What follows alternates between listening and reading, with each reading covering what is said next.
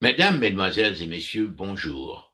Philippe Vorbe est né en 1947 à Port-au-Prince au sein d'une famille relativement aisée qui logeait au cœur de la capitale, à la rue Roy, perpendiculaire à l'avenue Christophe et à la rue Capois, au sein du quartier Bas peu de choses, qui a vu naître et grandir des célébrités de notre petit monde des arts, du sport et de la politique.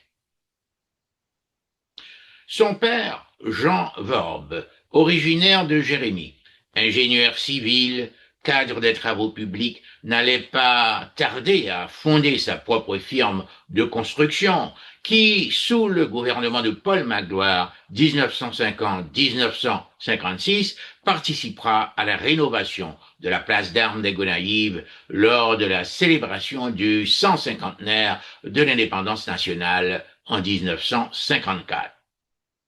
Le premier Vorbe, originellement François-Xavier Vorbe, arriva dans la colonie de Saint-Domingue et y travailla comme architecte.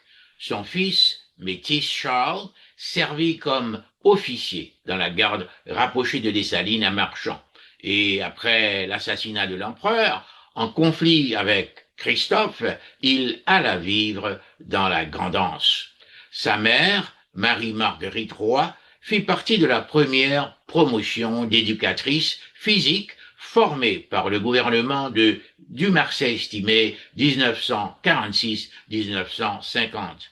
Et lauréate de sa promotion, elle se perfectionne aux États-Unis et revient au pays pour travailler à l'école normale d'institutrice et à l'école Élie Dubois.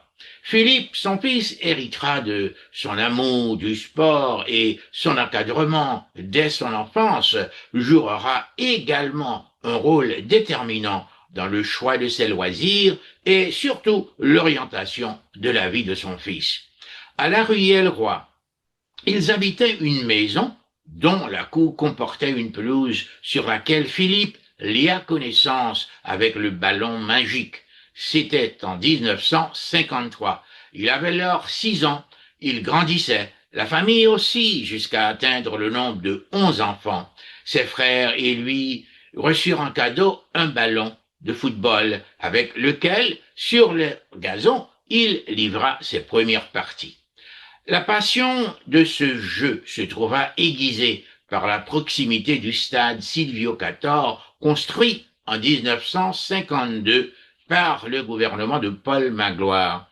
Jusqu'à présent, il suffit de descendre la rue Roy, de tourner à gauche sur l'avenue Magloire-Ambroise, de gagner la rue Nicolas, de virer à droite sur la rue Monseigneur Guillou en longeant le cimetière pour arriver au stade.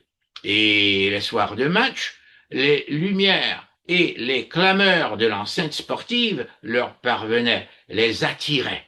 Les ovations du public excitaient leur curiosité et ils imaginaient les exploits des joueurs, l'inscription d'un but à chaque applaudissement bruyant. Alors, ils demandèrent à leur père Jean de les y conduire un soir de rencontre. Bonhomme démocrate, facile à vivre, il n'y vit guère d'objection, une fois les leçons bien apprises et les devoirs bien remis. Et ainsi a commencé son grand amour et sa passion irréductible pour le sport roi, le football, qui allait durer toute sa vie.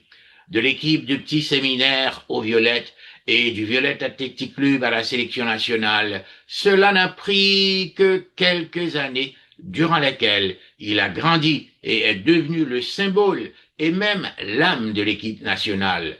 Voilà, nous allons voir avec nous aujourd'hui, avec ce grand champion de l'équipe nationale de 1974 et du Violette, un témoin avisé et irremplaçable, un journaliste, éducateur, entraîneur d'une grande sensibilité et toujours animé de cette passion pour le football.